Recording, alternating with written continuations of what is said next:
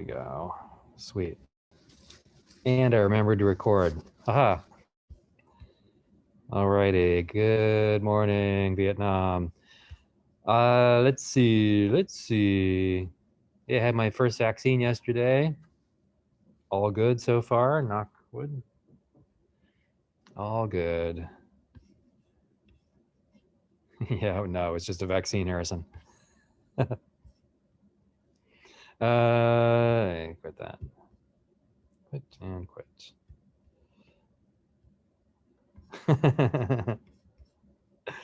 Not on tape, dude. Come see me privately. Alrighty. Actually, thoughts on the vaccine, like we were just talking in class a moment ago. It's such an interesting technology, this messenger RNA stuff. Like essentially, basically what you're doing is you're reprogramming cells. Once this messenger RNA is absorbed by a cell, it takes over the programming essentially and programs that cell to create these little pieces of the spike protein that appear on the coronavirus. And then now it's starting to release all of these little bits of spike protein, and then your immune system sees it and starts ramping up, and then you have some immunity. But just the idea of reprogramming cells to do something other than what they were intended to do is pretty exciting. Yeah, wonders of science, no kidding. Like, it's going to be really, really interesting to see where we're at in like 10 years. Like, what are we doing with that technology? Well, Harrison, yeah, kind of. I mean, really what the cell is producing is just little strands of protein that mimic what appear on the coronavirus. The coronavirus has these little strands of protein sticking out of it, and that's what binds to the receptors on cells. That's how it gains entry to the cell. But the vaccine causes your body cells to produce a little piece of that, and your immune system sees that and starts ramping up defenses against it. It's just really, really, really interesting. Yes, Sarita has it right. And then by the time you actually see the virus, the real virus, then your body knows how to defend against it. It's just so interesting. Like we were saying, oh, like if we can program it to produce spike proteins, like let's program the cells to produce insulin if that's what you need. Like or anti-cancer, whatever is like just a really, really interesting technology. Antibodies, yay, antibodies. Alrighty, that's all I know about virology. Sorry, that's about it. Although from a programming standpoint, it's kind of interesting. It's like the ultimate hack, right? We're hacking cells by introducing like foreign code. I think that's pretty cool. And my second final vaccine is on Cinco de Mayo, so you get to celebrate right after the shot. Hey, hey, anyone know where the background is? You guys recognize that? That is November 1970, Boston University, BU. Actually, it was at Sergeant Gym, which I don't think, is that where they put Agganis Arena? Was that that zone? Maybe. Anyway, that's the dead at BU, 1970. And apparently, for some reason, it was like the student government or somebody who put it on, and the opening act that they got was a little troop of trained chimpanzees. I don't know why, but a bunch of trained chimps opened the show, and then nobody had tickets because it was a really small arena, and everybody on campus wanted to go, so everyone just showed up. And the rumor is that Jerry Garcia himself opened the doors behind the stage and just let everyone in. And so it was a wild, packed sort of thing.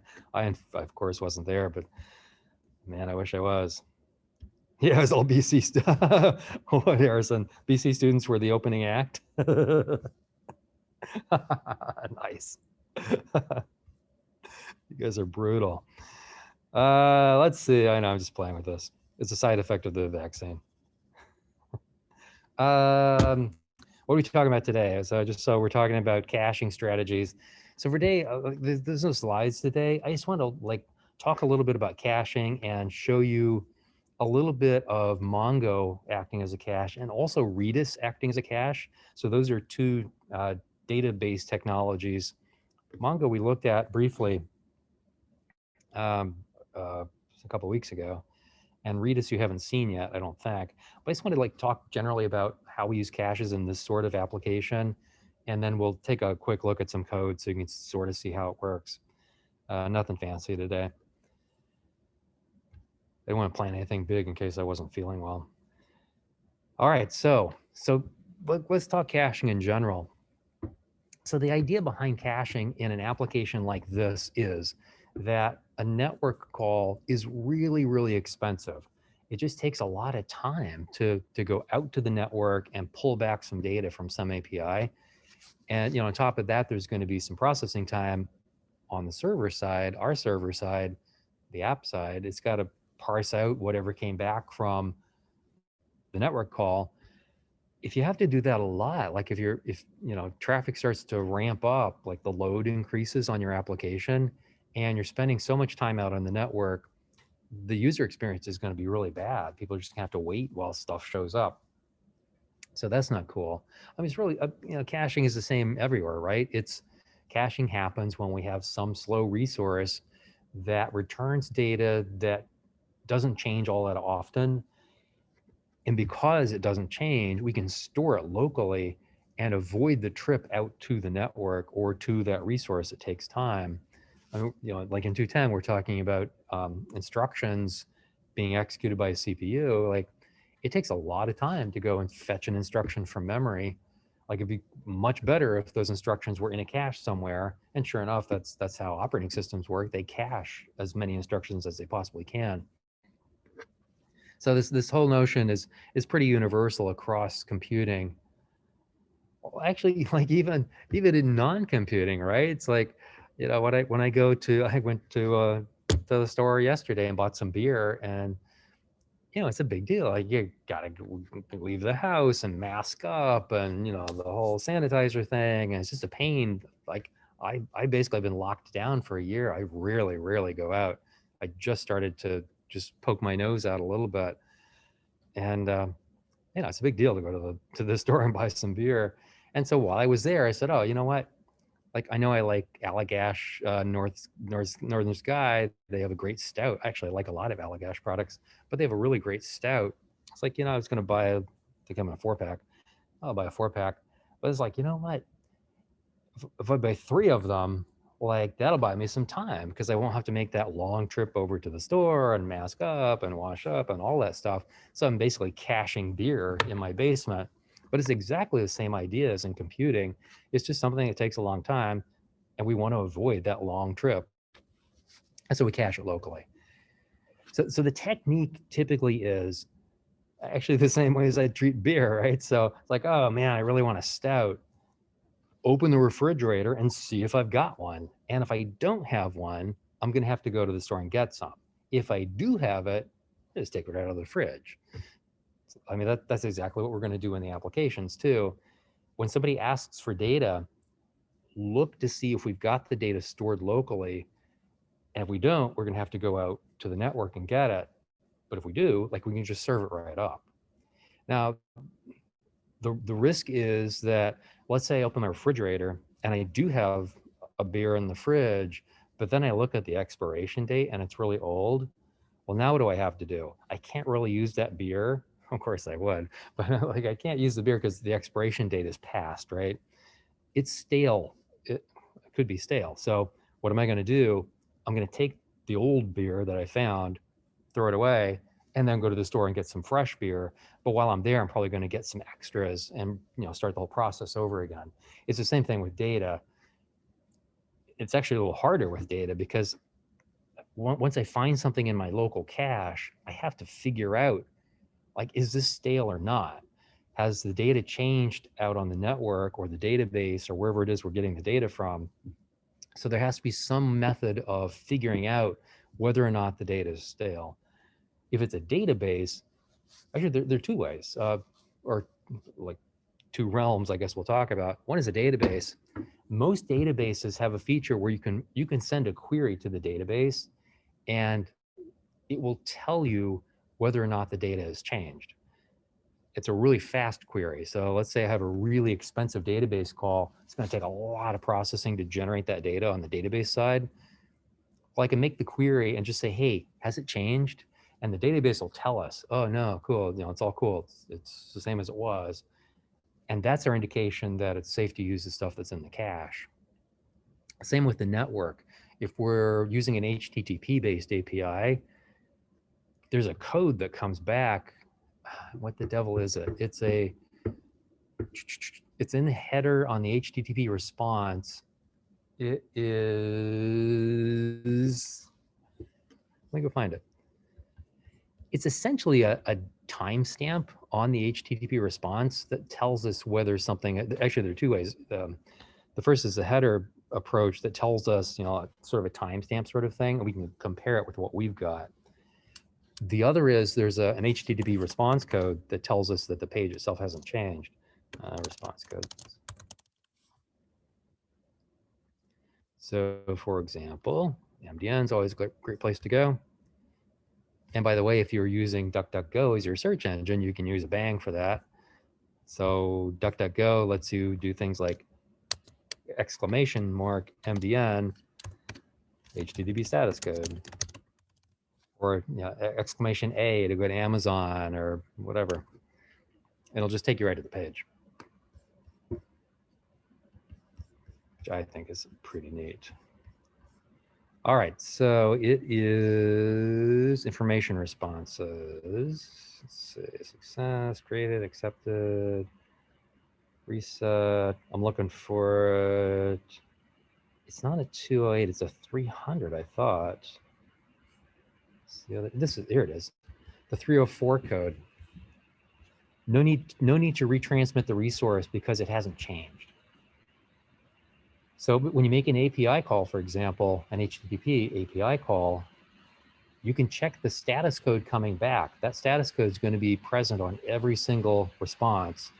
And if you see a 304, like that means that it essentially means that the server is not sending it back to you because you've already got it. There's no need to retransmit it, which is pretty cool, I think. There's also some caching headers. Availabilities, hang on. Oh, here we go, cache control. It's right in front of me. So here we can tell the server side that we're interested in doing some caching. I actually haven't used the cache control header, so I don't have any experience with it. Let's see what it does. Cacheability, expiration times. Yeah, I guess so. So I guess we can tell, this feels like it's telling the server side, like what our cache expiration times are on the client side, which is kind of interesting. And whether or not the client will accept a stale response or not. That's pretty interesting. Again, I don't have any experience with that one. Be interesting to try though. Forbidden header name. Oh, that's a cool, I gotta look at that, right? Forbidden header name. Can't be modified. Oh, cool. Wow, I didn't know you could not change this. I'm learning more than you guys are today. It's awesome. I love learning stuff. Anyway, so there are a couple of ways, right? On the database side, I can just make a query and essentially ask for a timestamp.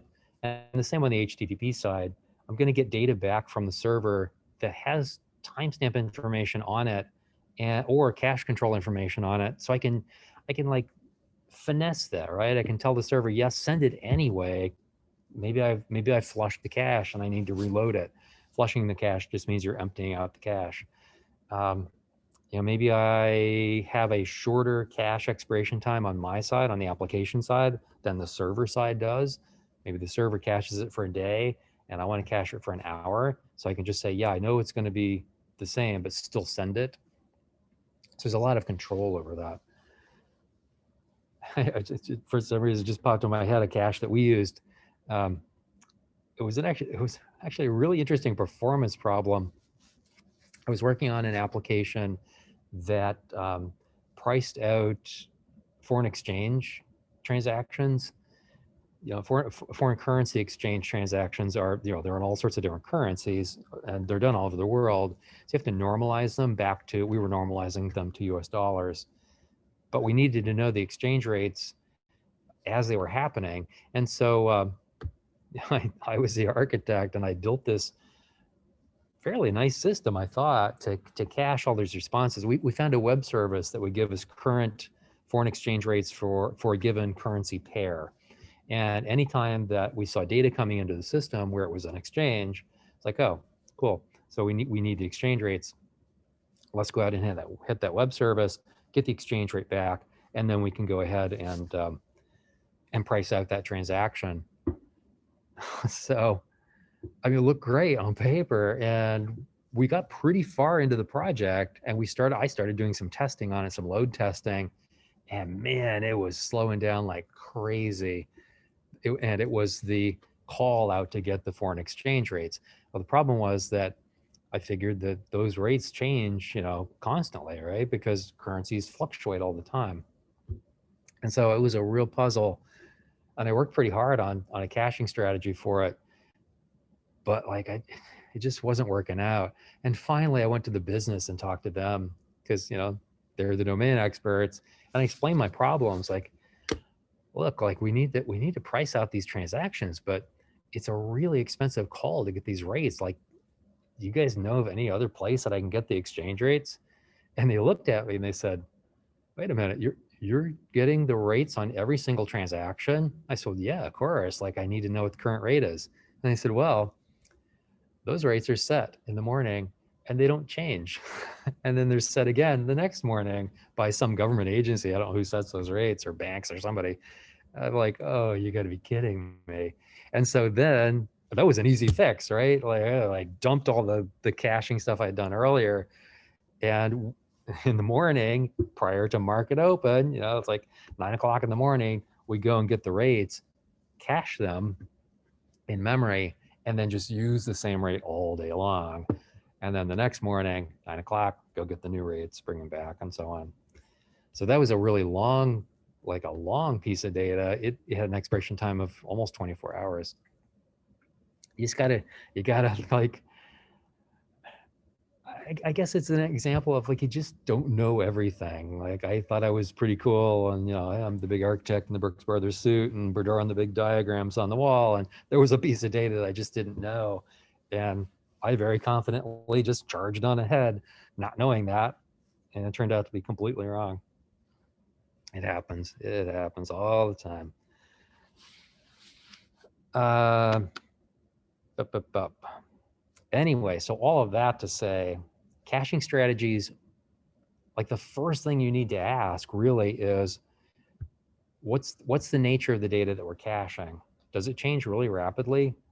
Like in the case of what I assumed was a foreign exchange rate that was going to, like, all the time be different. If it's changing pretty rapidly, it's going to be really hard to cache, because I'm going to spend so much time figuring out if the data is stale. It's probably faster just to go get new data. Maybe I can do it asynchronously, like thinking back on that project.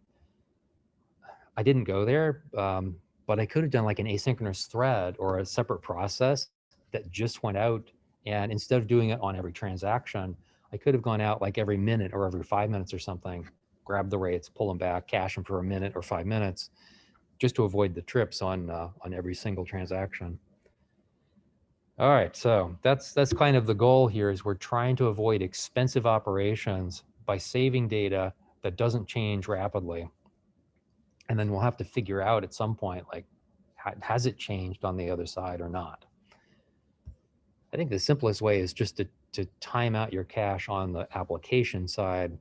So if I am going out to, let's say I'm going to a weather API to get weather, I bring weather back and maybe set like a 2-hour, how often do the forecasts come out? Every 4 hours?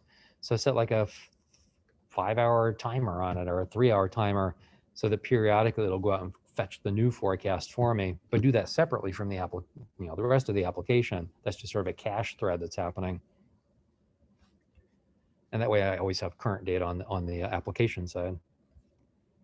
All right, so let's look at a couple of strategies here. I'm going to show you Mongo first, and then we'll talk a little bit about Redis. You've seen Mongo before, and I wonder if this thing runs. I haven't tried running it. Hang on. Let's see if she runs. Connection refused. Econ refused is coming. Oh, 6379 is coming out of Mongo. Hang on. I don't have that up. So that error is that there's a database that it's expecting to see and it's not running.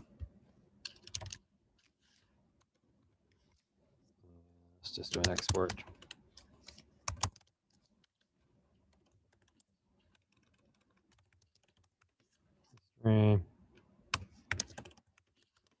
Mongo. Thank you. Mongo D. Is it dash data there? I never remember. Oh, I can do it this way. I'll do it this way.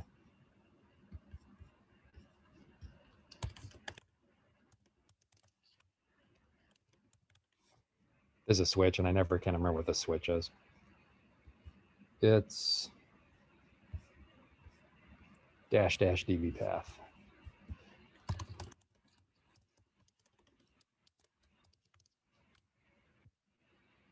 All right, so that's the Mongo database running.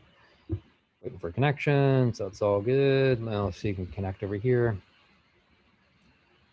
And who's that? That is, oh, it's the Redis client not running.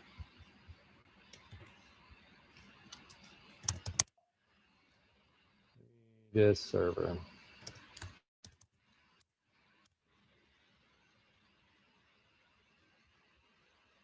Ready to accept connections. Very nice. I got both databases running. Let's go see what happens. Oh, we're listening. Nice. I don't remember what this application does. Let's find out. Where is it, on 3K? Sitting, listening on port 3000. It's... I thought it was going to be weather. It's not weather at all. Oh, that's funny. I probably have a different route for weather. All right, so let's work on. That's cool. Nice. Let's go look at some of this code. .js. What have we got? Index and Redis demo. And what's index look like? Slash people find host.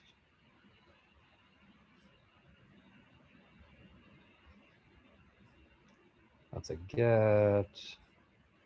Yeah, I guess really I didn't set this up to do caching on the Mongo side. It kind of didn't make sense, but the Redis side will do some caching.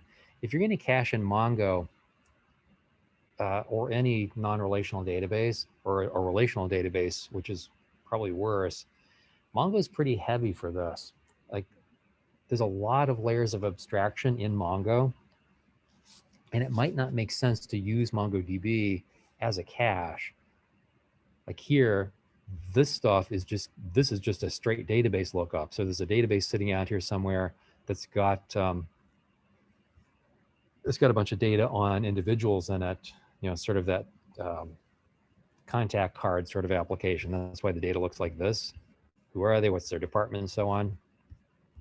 So that's just reading right out of the database. I don't even think it's doing any writes. It's just, oh, there's a post. People's insert. Oh, it's actually doing an insert. That's a post on what? On slash. So at least it's doing reads and writes to this database. I wouldn't use Mongo for a cache, though. I think it's just too slow. I'd probably use Redis instead. If I were using Mongo for a cache, though, the process is just really quick. You would do this. This is a get. You would say, you know, the process would be look locally, and then if we have it, use it, else go to network. This seems obvious, but really often in 4.11 projects, I see the cache being used backwards, and it always puzzles me. What I see in the code is will get the request on the application, the server side, our server side, and then go and get the information from the network and then put it in the cache. But that's what it always does. It never looks first to see if something is in cache or not. So that's backwards. And I only, it seems really obvious, but I bring it up because I see it so often. Do it the other way around. When you get a request for information on your server side, first look in the cache and see if it's there, because that's the cheap way to get it. And if it's not there, then you can go out to the network. Don't forget the step that when you get the data back, put it in the cache so that the next time you ask for that data, it is in cache and it just gets served from there. I'm not sure why I see it backwards so often. Anyway, I mean that's how to do it in Mongo. Let's talk about Redis for a sec, because we really haven't really talked about Redis much.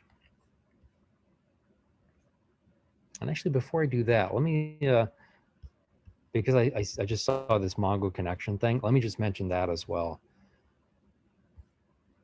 That is over here. So this is the connection to the database. And this is a little overwrought, mainly just because I wanted to show an example of a singleton. This is going to end up being a singleton connection for the entire application. Now Node will do this kind of for you behind the scenes, so it's not such a big deal. But if you need to guarantee that there's only one connection to something like a database, we can do it this way. And I've got, pull this down. Yeah, that's the whole thing. So I essentially keep this global variable up here called DB. When I make a connection to the database has to be started up. And so we need to know, like, do we have a connection to a running database or not? Actually, it's sort of a cache. I never thought about that. Like a singleton is sort of a cache.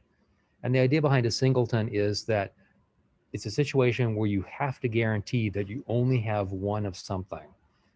Like a database connection, I probably don't want just every single request to create its own database connection.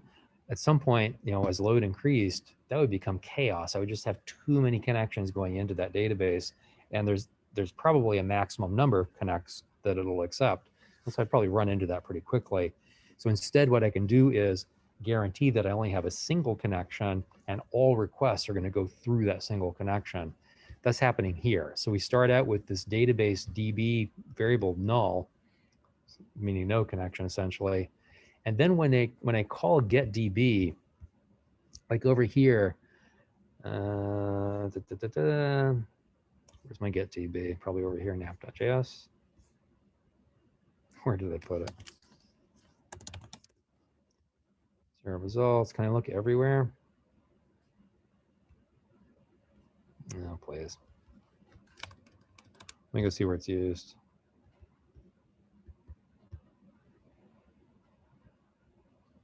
Find use. I'll go down here in the route. Let's go see that one. Yeah, so here's actually it's in the, oh, it was right where we were. It's in the router file. So right here, I'm doing a get on the database. So remember that semantics on the CRUD semantics for HTTP, that sort of RESTful stuff. So a get is going to be a read on the database. In this particular case, I'm reading a particular name out of the database. And so right here, I just need a connection. And this getDB is going to return that single connection to me. And then once I've got that, now I'm going to use it here. So go find somebody in that Mongo collection, but I need the connection first. So here's getDB. And it's a cache, right? So if I've already got something in that variable, this DB variable, just return it immediately. And if I don't have it, now I'm going to do a connect. So call the Mongo client code, ask it to connect to the database. And then once it's connected, now I'm going to set that variable to the connection itself. That's this variable. So the second time this gets called, I'm just returning this value, which I got from this connection. The first time, the first time I don't have a connection, got to go through here. Second time, I just do that. Second and subsequent times. There's of course, a lot of problems with singletons, especially in JavaScript. Like it's kind of unique to JavaScript. JavaScript is an asynchronous language, so you're not guaranteed that stuff is going to run in order.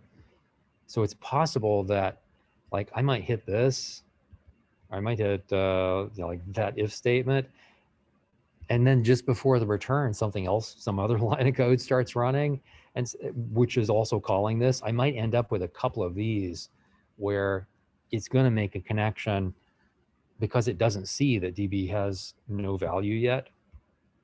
And so I might end up with several connections. Actually, they'd overwrite each other because I'm just using a single variable, but it would go through a successive number of connections before it kind of settled down. It's kind of a weird JavaScripty kind of problem that we have to solve.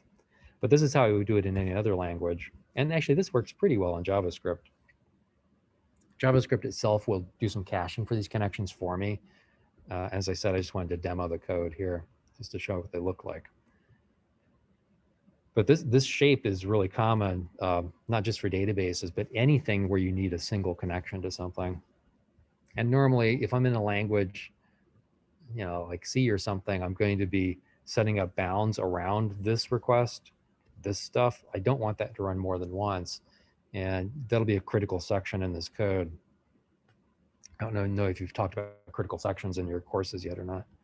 A critical section is just a section of code that it's essentially it's a transaction. It's got that acidity property, like it has to finish, the whole thing has to finish, or it doesn't finish at all.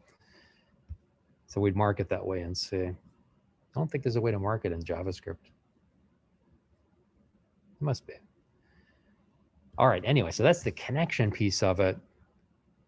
Here I'm just caching a connection, and I'm caching it right here, not actually doing a lookup. It's a variable that I'm caching. All right, let's go back into here, see if there's anything else interesting. Excuse me. Yeah, not really. Let's go look at the Redis side.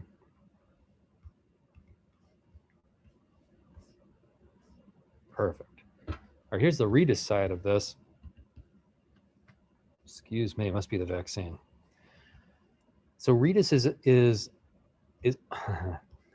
that's really annoying, huh? Redis is also a sort of a database, although the way I see Redis is more like it's more like a hash map, an in-memory hash map.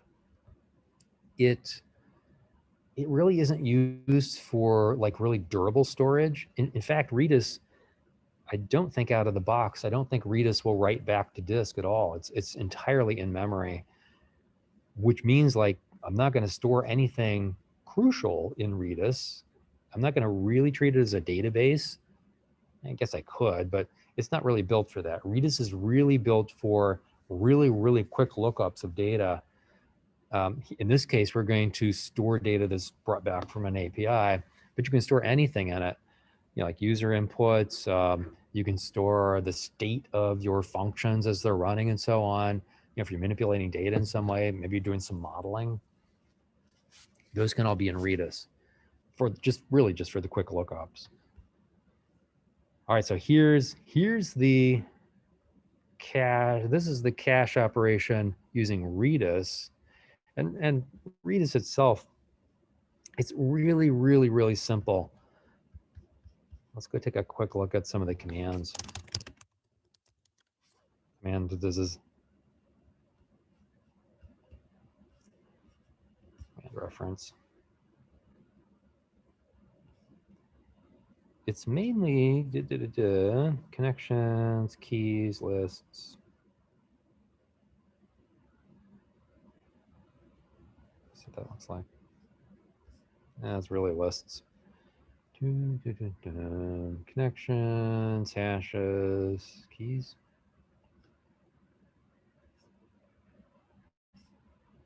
Yeah, these are probably closer. So Redis works, it's a key value map. The keys are, they're, let's see where they are. What I'm trying, I'm looking for like the save sorts of things. Maybe I should just look at the code, huh? response, res.send, blah, blah, blah. Set async. Aspire asyncs. Looking for code, looking for code. Here we go. So exists, for example. The exists command out of Redis, let's go find it.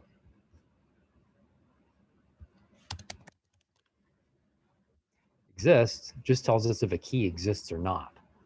So that's the equivalent of going to a database and asking it for meta information about a record to see if it's expired or not. Here, we're using Redis as a cache. And so if something exists in Redis, I can assume that it's in the cache and I can use it.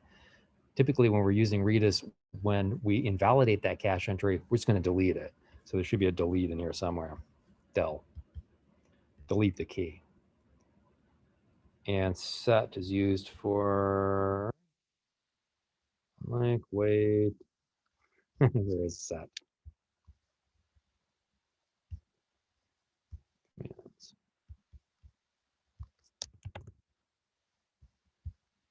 There we go. So set is the command to set a value. So set a key to hold some value. So it's really set and expires and delete. Those are the three things we're going to use on the Redis side to implement the cache. Here, for example, I'm looking for something in particular. I first go and find out if the client is available. If the client's not up, this is going to return an error to me. If I do have a client, I call the exists command on it. And look, it's the very first thing I do. So this particular route is looking for somebody in the database by name. If that name, that's the input parameter. If that name exists, then I'm going to get a match back. If I get a match back, then all I really need to do is grab the value. Now, I could do this in one step. So I could try and get the value and then see if there was an error response that came back that said I couldn't find it. That's actually longer than this. So exist is a really, really fast operation. Get is a slower operation. So it makes sense in a caching environment to just first, just like, you know, it's like opening the fridge just to see if there's a beer in there. Oh, there is. Now I'm going to grab the beer and, you know, maybe check its expiration date, rather than like opening the fridge and just taking something out and hoping it's a beer. Not a great analogy, but I'm stuck on beer apparently. So exist is very fast. It's just a yes or no. Did it match or not? If it does match, I'm going to go get the stuff that was in the Redis store, and it's just a key value pair. So I'm really just getting the value back here, and then I'll send it back this way. What is this doing? Oh, it's reversing stuff. That's fine. This is a really quick, by the way, if you ever get asked on an interview to reverse a string in JavaScript for some reason, that's how you do it. It's a really, really simple one-liner to reverse a string. Let's see if we can run this. So what is it? That's a get there. Here's a get here. So it looks like the get is on /find. And let's go see where this this Redis file is actually mounted. That's Redis demo.js. It's going to be mounted. Here's the reference to it. It's called Redis router. And it looks like it's mounted on /Redis. So the URL for that would be HTTP localhost :3000, because we're listening on port 3000, /Redis gets us into the route file, into this file, and then /find is the extension of that. And then I'll pass in a name on name. So that URL is going to look like this: HTTP localhost 3000. This thing's making me crazy. Localhost 3000 /Redis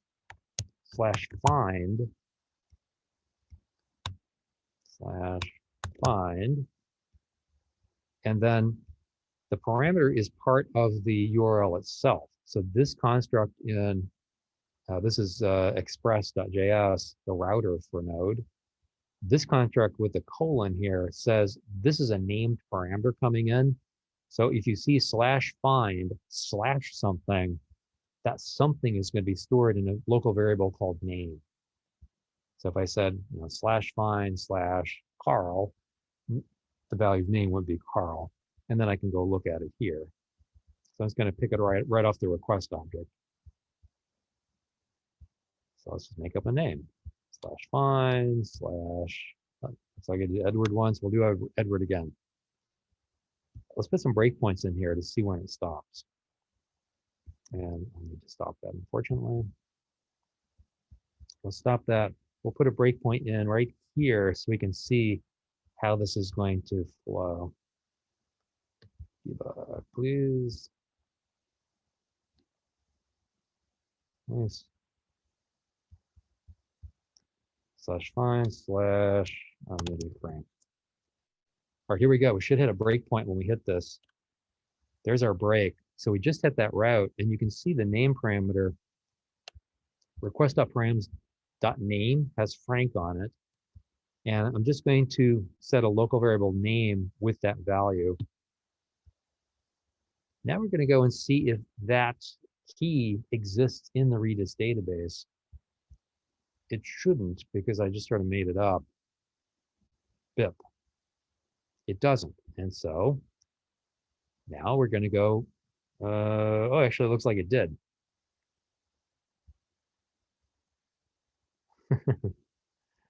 This is that lovely async stuff happening. All right, here's where I'm going to set it. Oh, I see. So it didn't exist in the database. And so I hit the else down here. And so I did a reverse on name. Name was Frank. And so the reverse name is Knarf, sort of the Swedish spelling of that. And now I'm going to stick it in. So this client.set, client is the Redis store. Set just sets that key for me. And so I'm going to set the key as name, and the value is reversed name. Off we go. Print out the response, and then send the response back to the front end. So over here, we're going to get Knarf was not cached. And I apologize, this is JavaScript. So as I said, it's asynchronous. Any call to the database is an asynchronous call. JavaScript just keeps going. So it makes the call to the database, but it doesn't wait for the data to come back. It just keeps going. And so we need to have some way to capture that result when it does come back. It's tough to debug because you're jumping all over the place. It's awkward to follow. So that was Frank, not cached. Now let's do it again. Here's Frank again. Oops, here's Frank again. We got the break. Same idea, right? I'm going to look for the thing.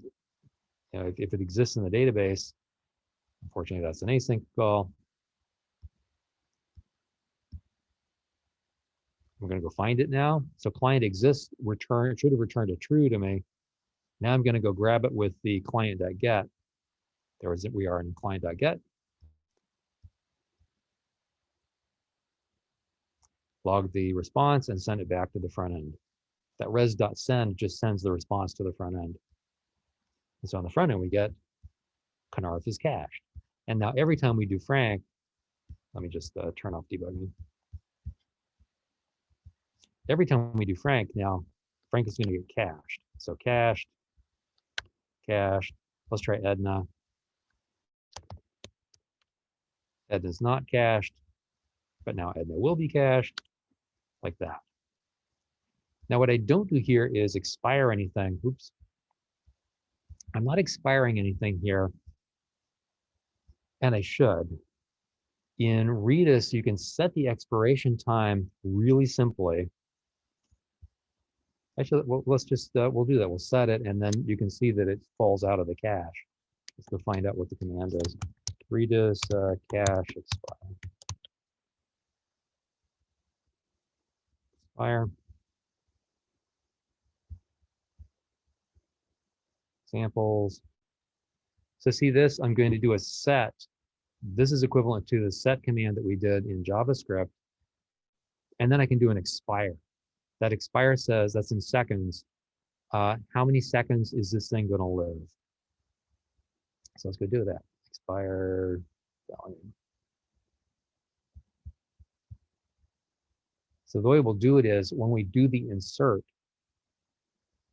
so that's going to be, there was no match here, so I'm going to have to do an insert. We'll do it here.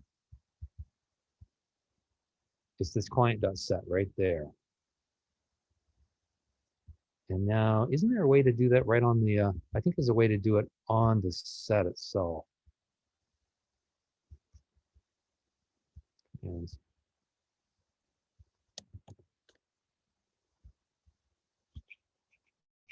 set. All right, set command supports options, expiration in seconds.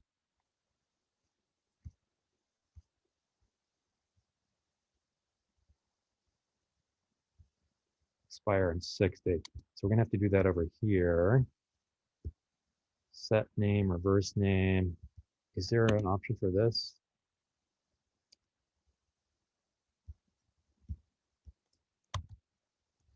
Maybe in the scope. I was gonna see what the my options are here. Set. Does it tell me? No.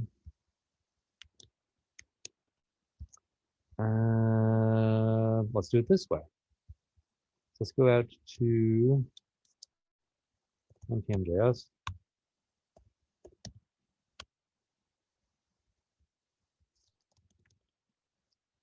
I just don't know the syntax for setting the expiration time.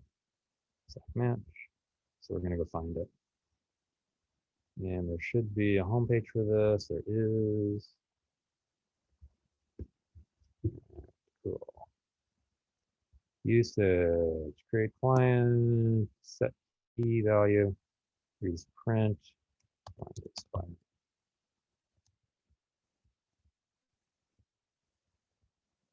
Really? CP. Explore. Exposed, exported, experimental, and right back to the top. And it's got to be a way to set that. Do I really have to just call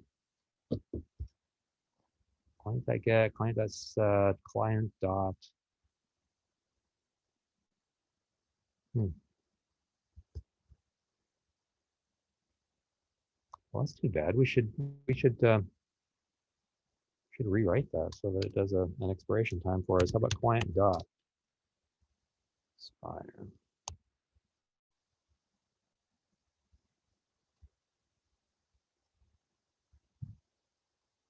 Pipelines, blah blah blah. Get and set. So what I did here was I wanted to know what the functions on the client were. So my client, I got the client from this Redis create client. And so if I just type client dot, it'll give me a list of all of the functions on that client. Get and set for sure. And I'm looking for these purple things really. Connection IDs, queue lengths, options.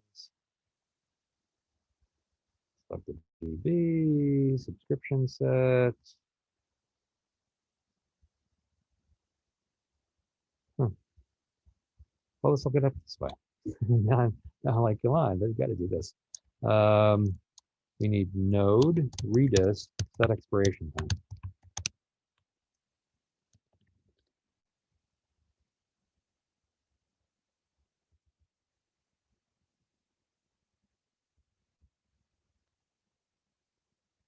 Please read the documentation. Yes, for you. Every part has its own parameter. The documentation like not working. This version 3. This is so typical, right? It's like, oh, I can't get this to work. It worked for me. We should make that our CS department t-shirt. It worked for me. So what it's saying is that I can just use, I can like pass in a command that way. I'm not sure that's going to work. There is no explicit command documentation. Yeah, that. Let's create clients. Don't want that. Etc. And now we're just arguing about the documentation itself. Jeez, too funny. I feel so sorry for you guys having to work on projects and read through stuff like this. I can use set X. Let's see what set X does. The set command does that. Set X.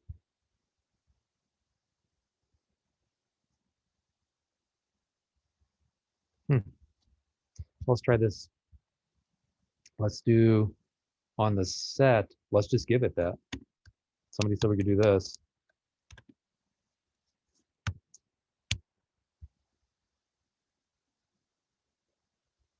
Let's try it. Oops. That. I'll have to restart because we changed some code.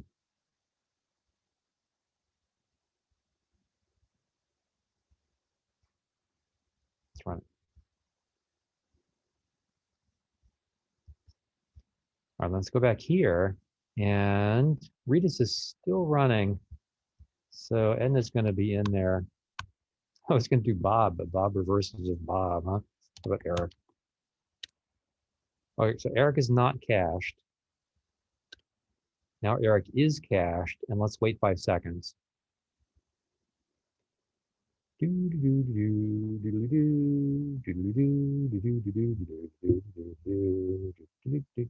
been 5 seconds?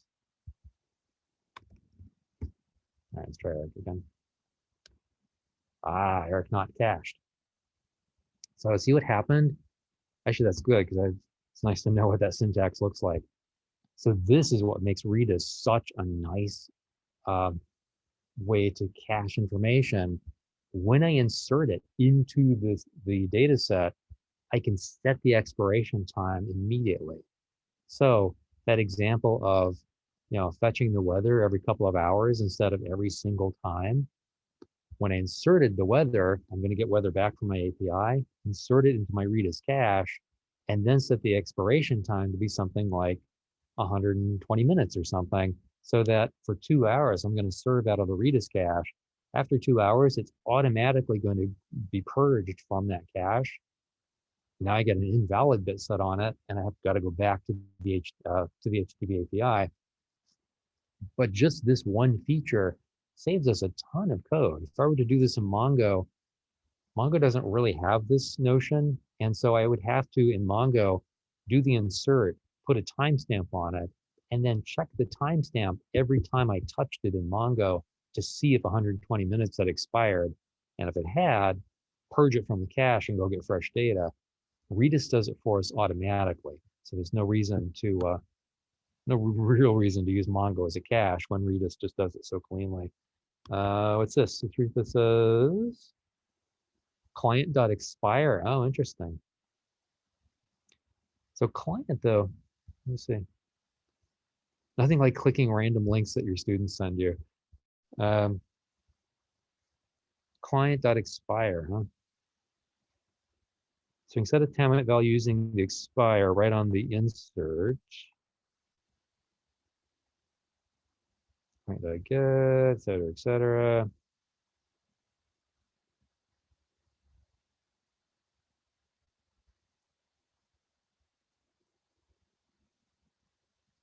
Are they actually doing something there? Oh yeah, so well, I mean they're just doing a client.expire on the, oh yeah, it's doing the expire. Oh, I see what you're doing. Thanks to Sarita. Yeah, so that's 2 commands though, right? So on our code, to do this technique on our code, we would have a second line. So we do client.set name reverse name, and then we do client.expire name 5, and that would expire it in 5 seconds. But that's 2 calls to the database. If I can do it in 1 call, that saves the extra like hit on the DB.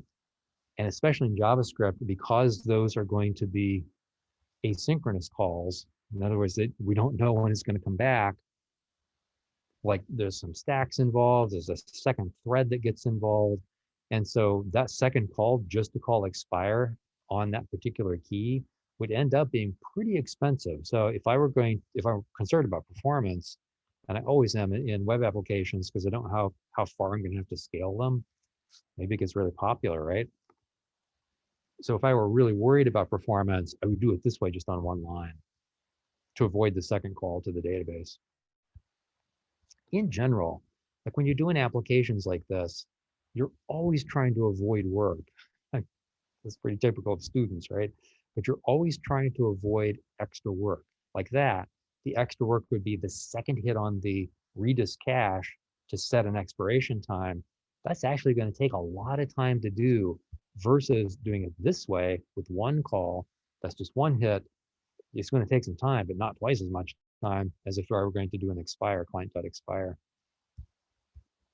I'm shocked that that works, but it looked like it worked. And by the way, just, because I keep saying, oh, it's asynchronous, and how do we handle that? The way we handle it in JavaScript is with a callback function. So this is the actual call right here. I'm doing a client.set. That's the function call that's happening. When that completes, then I'm going to run a function. The callback function is this one. So this stuff right here is the callback function. So this is the first function call. When that's done, now I'm going to run this function with the response coming back from the original function call. And the way JavaScript handles that is it takes this, it puts it on a second thread. There's really only two threads of execution. There's a main thread that's non-blocking. It just keeps going. Like this is going to block, but JavaScript just keeps going. It pushes this call out onto a second worker thread. When that worker thread is complete, then it calls this function. But because of the way that that worker thread works, the worker thread has all of the information it needs. It's something called a closure. A closure is just, it's essentially all the variables that are in scope at this point. And so we've got quite a bit of stuff in scope. The scope is going to be, well, I mean, technically it's all the way up to here, right? So on that client.exist, well, you can further than that. That's my enclosing block. So anything that is defined up in here, like name will be in scope. That'll be part of the structure that gets pushed off to that second thread, so that when that completes, when this call completes, it has everything it needs to pass information back to this call, which is going to happen right after this one completes. So callbacks like this are just a really, really common way to approach this asynchronous issue that we have in JavaScript. And you'll run into things called promises, and this async await sort of syntax.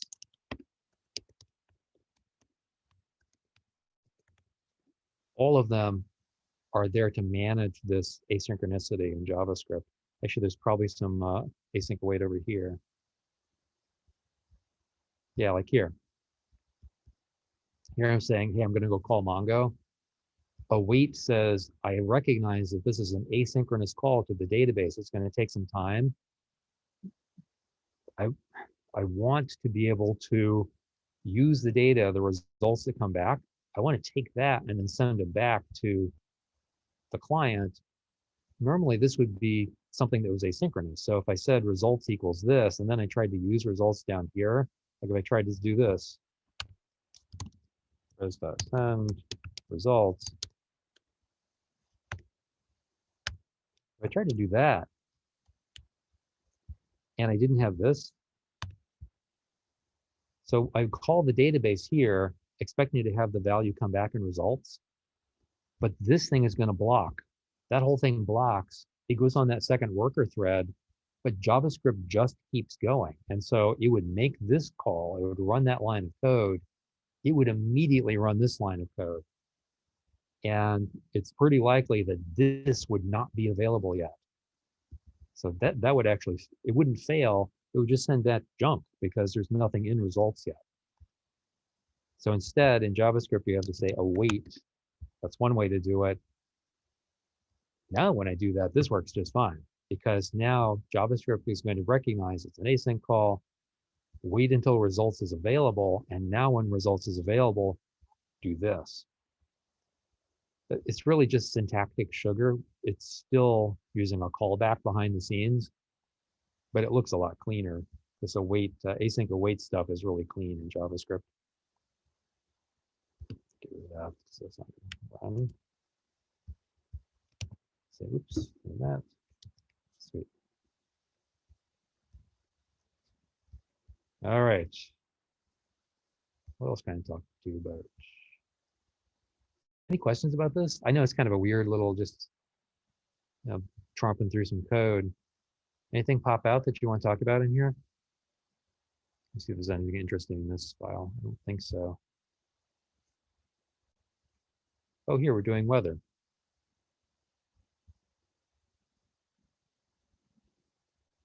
Postman echo. Let's see what this does. So the path here is /weather. This is Redis demo.js, which is mounted as we saw on /Redis. Let's see what it does. So it's going to be on localhost port 3000 /Redis in this case /WX for weather. And let's try Miami and see what happens. so what we're getting back is this is actually coming back from Postman, and it's actually a tool that you guys might want to use. Let's see if it was actually cached or not. I'm not sure I'm even putting in the cache, but it was cached. See this cached true down here? So the first time I did it, let's try Boston. So that's coming back cached false. And then when I do Boston again, still false. Must be a really short one. Sweet, then I get it back and I get cached true. So that's coming right out of cache. But what I'm using here is Postman's echo server. Let's go look at that code real quick. Here it is. This is something you might find useful with your projects. If you need a way to test, I use it to test parameters. Like what does a call look like? What does it look like on JSON coming back from a server? This postman-echo.com. Let's see if they have any documentation on it.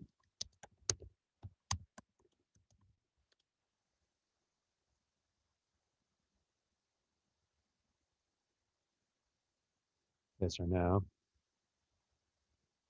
Yeah, not really. It's a reflector essentially. Remember yesterday or the week before, we were talking about testing and setting up reflectors. Reflectors are a way to sort of just mock up data, right? So that's what Postman Echo is. It's just a reflector. You can make all sorts of calls against it. And what it does is it essentially sends back what you sent to it. So it's not doing any processing at all. It's just regurgitating and sending back any data that you send. So here was that get that we just did, for example. Our parameter was wave, or the key was hand, and the value was wave. And so what I'm going to get back is that key and parameter. Here's a post.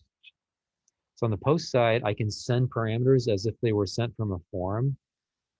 All of the major methods are implemented here. I probably wouldn't do I might do a put if I was doing an update to a piece of data in the database, and then delete. This is essentially CRUD on a reflector for you that you can just test passing parameters back and forth to a third party. I find it incredibly useful when I'm doing API stuff. I usually hit Postman first. I'll mock up the API, and then I'll start testing parameters with Postman Echo just to see if they work or not. And just this, sometimes, you read in the documentation, oh, it's going to be a JSON string, with nulls terminated and all this. You don't know what that means. It's easier just to see it, right? And so I'll use Postman Echo to hit Postman, see what the data looks like coming back. Once I see it, I can say, oh, duh. It's / city and not !mark city. It's right there in front of me. So again, Postman, if you're not using Postman, you need to use Postman. In fact, that's another great interviewing tool, right? Like when you're on the interview and you're starting to talk about dev and test and so on, just ask them, hey, do you guys use Postman at all? If they do, like they're going to say, oh, cool. So this person knows Postman. Like, I don't have to train them on that one. If they don't, just tell them a sentence or two about what Postman does. Now, like you've offered them some information that might be useful to them. In both cases, you've got a favorable feeling with your interviewer. All right, I can't think of anything else I want to show you in here. Just make sure there's nothing over here. Log in, yeah, did all that, inserted. Yeah, I don't think so. I'm happy to post this code if you guys find it might be interesting to you, useful for your projects. Let's post it up on Piazza for you. All right, I have danced enough. I think I am all done. Any other questions before we break? Thanks for that link, by the way, Sutrutha. All right, guys. Well, that's it I've got. That's all for today. I will see you all, I guess, next week. See you next week. Have a good weekend. Yeah, thanks, Harrison. I appreciate it. Oh, no. Oh, sorry. No labs tomorrow. No labs tomorrow. No discussion sections tomorrow. Thank you for reminding me to cancel those. You're welcome. See you later. Have a good one, Professor. Thanks, man. See you later.